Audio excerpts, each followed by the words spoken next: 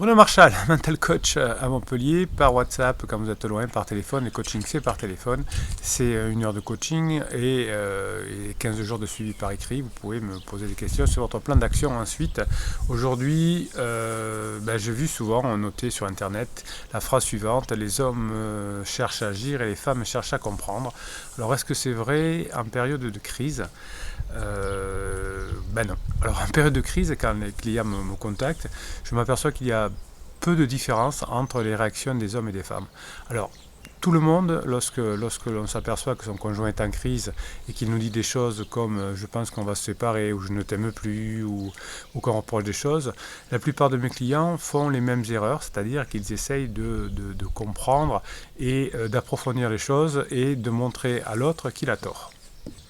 Donc il va expliquer que c'est pas possible, que ça fait 10 ans qu'on s'aime, qu'il y a 2 mois tu m'as dit je t'aime, etc., etc. Et donc il faut bien se rendre compte dans cette erreur-là que la personne qui est en crise souvent réagit à l'émotion. C'est-à-dire qu'elle va vous dire ça, c'est pas quelque chose qui est forcément complètement réfléchi, complètement mûri dans sa tête en disant il faut que je dise à ma femme, à mon conjoint ça. C'est au cours d'une discussion, la personne sent une émotion fortement négative et il y a cette hypothèse qui sort de son cerveau et l'erreur que fait souvent la personne qui est en face d'elle, c'est d'essayer de renchérir là-dessus, de comprendre, de discuter. Et là, ça crée effectivement une distance dans le couple. Et très souvent, y en a un qui va dire peut-être que je pense qu'on va se séparer, et c'est l'autre qui finalement va faire l'erreur d'en reparler et de mettre la personne dehors.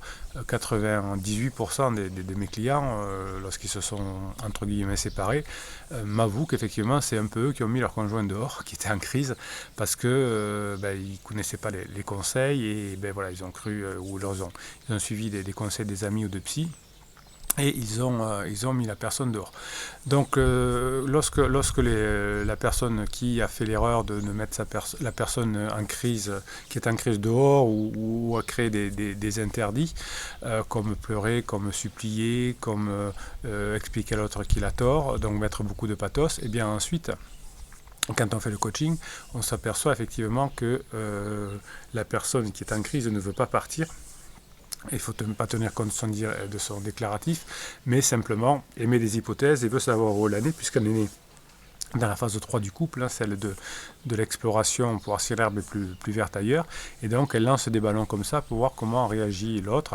Et très souvent, comme on n'est pas formé, ou qu'on est mal conseillé par des coachs, des psys ou des amis, eh bien on fait des erreurs. Alors tout est rattrapable heureusement, mais on fait ces erreurs-là. Donc dans la période de crise, qu'on soit un homme ou qu'on soit une femme, on essaie plutôt d'agir et de comprendre.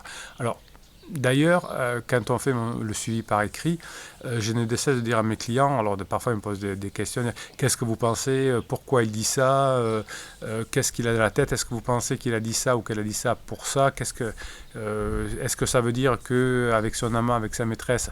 Non, l'idée du coaching, c'est pas d'essayer de savoir ce qu'il y a dans la tête de l'autre, parce que très souvent la personne ne l'est pas. J'avais récemment une personne qui a été en crise et qui aujourd'hui, son conjoint est en crise, et qui me disait, mais moi quand j'étais en crise, je ne savais pas ce que je disais, je ne savais pas ce que je faisais, j'étais attiré par autre chose, par l'extérieur, mais je ne savais pas pourquoi. Donc la personne ne sait pas pourquoi. Donc l'idée du coaching, l'idée de ce que vous devez faire vous, c'est de vous fortifier mentalement, de faire des exercices pour attendre que la crise se termine et que vous puissiez avoir toujours ces instants divertissants qui vont faire que quand la crise sera finie, on aura toujours envie de revenir ensemble. Bien. Donc les deux veulent agir et également comprendre. Donc vous, votre job, si votre conjoint, votre conjointe veut divorcer, veut se séparer, c'est de travailler sur vous et pour comprendre ce qu'il y a à faire pendant cette période-là, qui peut être très longue, ça peut durer plusieurs mois, c'est une crise existentielle, une phase 3 du couple, c'est comme une crise d'adolescence, ça peut avoir des conséquences désastreuses. Il y a des ados qui font des fugues, il y a des parents qui mettent les ados dehors, ça peut durer 3-4 ans, ça peut être très long, ou ça peut être très, très smart et très, très, très cool, en fonction de la réaction de l'autre. Donc vous avez le marché en main, si vous n'êtes pas en crise, c'est si vous faites ce qu'il faut, vous allez récupérer votre couple. Mais si vous faites des interdits, ça va être compliqué. Et si vous mettez la la personne dehors, si vous écoutez vos parents, vos amis ou je ne sais qui vous donnent des conseils, ils vont dire ne te laisse pas faire, tu ne peux pas supporter ça, et donc vous allez faire les interdits dans un sens, c'est-à-dire vous allez être très ferme, et puis ça ne marche pas bien évidemment, donc après vous allez être très faible, vous allez pleurer, et donc ça fait que la situation va s'empirer, et votre conjoint va dire, ben tiens, puisque je te fais souffrir, puisque tu pleures, je vais prendre un appartement pour mettre un peu de distance. Donc quand votre conjoint qui est en crise vous dit qu'il a trop de pression, qu'il veut de la distance, c'est pas comme expliquent certains thérapeutes ou certains psys qui vous disent il faut vous séparer pour prendre la distance. Non, il faut avoir une distance psychologique, c'est-à-dire qu'il faut faut enlever la pression et ne parler que de choses légères. Enfin, j'explique tout ça pendant le coaching. Donc c'est pas une distance physique qui est nécessaire, c'est une distance émotionnelle qui est importante de mettre pour la rendre la plus cool possible, de façon que le couple ne s'explose pas. Si vous écoutez la personne qui vous dit eh bien, il vaut mieux prendre de la distance, prenez un appartement, alors on invente des trucs, prenez une maison, un petit studio, et puis une semaine sur deux vous y allez, la semaine après vous restez, les enfants ne bougent pas, enfin des trucs qui ne marchent pas, bien évidemment, mais cette distance, c'est pas cette distance physique qui est nécessaire, c'est cette distance psychologique. D'ailleurs, la première étape, c'est on quitte le lit conjugal, disant que j'ai trop mal au dos ou je ne sais quoi, c'est parce qu'il y a une pression psychologique invisible dans la chambre, où l'autre veut faire des câlins ou pas, qui fait que voilà, là, on va quitter le lit conjugal, et c'est une première étape.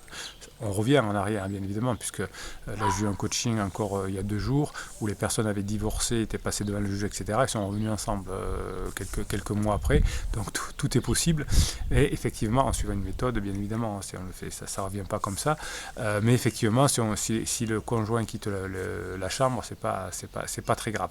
Voilà, donc l'idée, c'est de diminuer cette distance psychologique et de beaucoup converser, de beaucoup échanger sur des sujets légers quand la personne qui est en crise est au top, c'est-à-dire dans une émotion positive et pas en down, comme vous savez, ça monte et ça descend quand on est en crise, donc on ne communique véritablement que quand la personne est en top là-haut, hein, et pas en down. Voilà, donc est-ce que les hommes et les femmes fonctionnent différemment en période de crise? J'ai tendance à dire, de mon expérience depuis 1999, mais je le dis vraiment humblement, c'est que mon expérience, plutôt non, hein, les personnes qui m'appellent veulent comprendre et veulent agir. Après, dans la vie de la phase 2 du couple, où il y a une distanciation, une distance chacun, là oui, les femmes peuvent peut-être mener la vie dure pour comprendre comment fonctionne leur homme, et les femmes et les hommes plutôt veulent agir pour faire des choses. Ça, c'est possible. Moi, je suis plutôt spécialiste de réconcilier des couples, de faire en sorte qu'ils repartent, qu'il n'y ait pas de conflit, que les enfants ne vivent pas avec des valises tous les 15 jours. Donc la phase 2, elle est plus facile à gérer. Moi, je me suis spécialisé dans cette phase 3, crise existentielle, pour que vous puissiez revenir ensemble. Voilà, c'est pour ça que je vous donne toutes mes analyses et mes conseils. Bien évidemment, les meilleurs conseils et les meilleures analyses se font en coaching, puisque vous me donnez toutes les données pour que je puisse vous donner la meilleure solution, pour la meilleure méthode, pour revenir ensemble. Et si vous faites ce qu'il faut, il y a de grandes chances que vous reveniez ensemble. Mais attention, hein, il faudra avoir le courage de faire un travail sur soi, d'être patient ou d'être patiente. Mais si vous faites ce qu'il faut, il y a de grandes chances que ça fonctionne. Hein, quand ça ne fonctionne pas, c'est que la personne me dit Bruno, j'ai fait une connerie, j'ai fait encore un interdit. C'est pas grave, on peut revenir, mais ça fait que rallonger la séparation. Voilà, donc si vous pensez que cette vidéo peut aider des personnes qui sont en souffrance, soyez généreux, mettez un pouce en l'air, et votre plateforme préférée présentera cette vidéo à des personnes qui ont déjà demandé des questions sur ce genre de vidéo. Donc mettez un pouce en l'air, et la plateforme va aider des personnes qui en ont besoin.